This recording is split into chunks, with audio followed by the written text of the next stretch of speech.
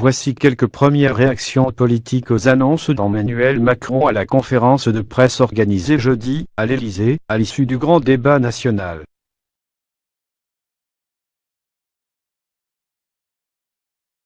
La conférence de presse d'Emmanuel Macron est toujours en cours à l'Élysée, mais les premières réactions politiques à ces annonces en réponse à la crise des gilets jaunes fleurissent déjà, notamment sur Twitter.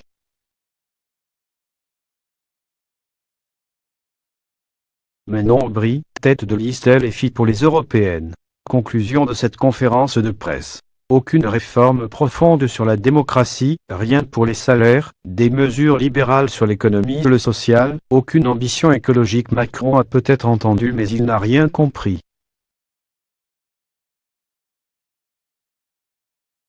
On lui réexpliquera le 26 mai. Jour des élections européennes.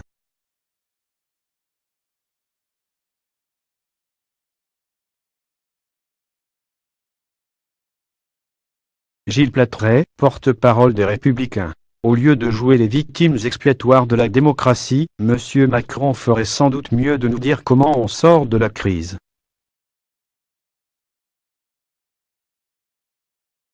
Car il est impossible que le peuple français s'y retrouve ce soir.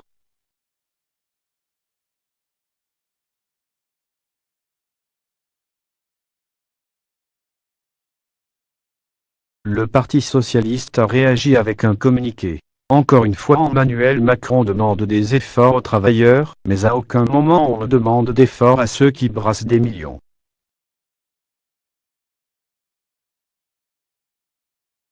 Julien Bayou, porte-parole des Elfs. 45 minutes avant de parler du climat et de l'écologie en disant que c'est une priorité sans proposer des mesures concrètes.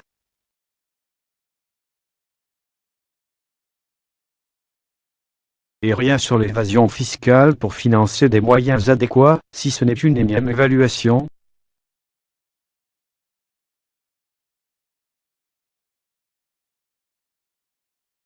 Ian Brossat, tête de liste PCF pour les européennes.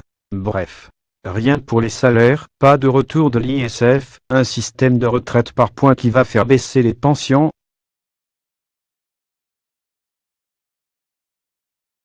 Macron misait sur un effet waouh.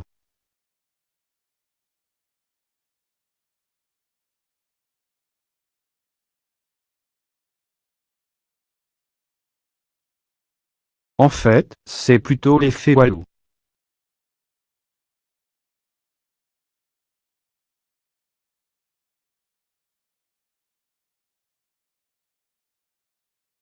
Éric Coquerel, député LFI. Au final, Emmanuel Macron aura mis un chat à annoncer les mesures qu'il s'apprêtait à énoncer en 10 minutes il y a une semaine.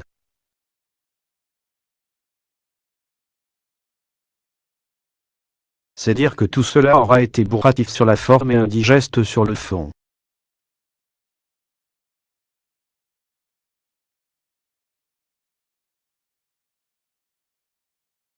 Nicolas Dupont-Aignan, président de Debout la France. Des micro-mesures qui ne sont pas à la hauteur de la détresse des Français. Pas d'économie sur les gaspillages.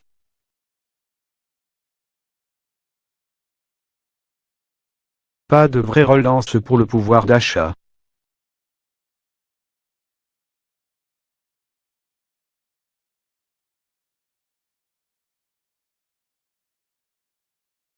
Pas d'annonce pour relancer la croissance et créer des emplois.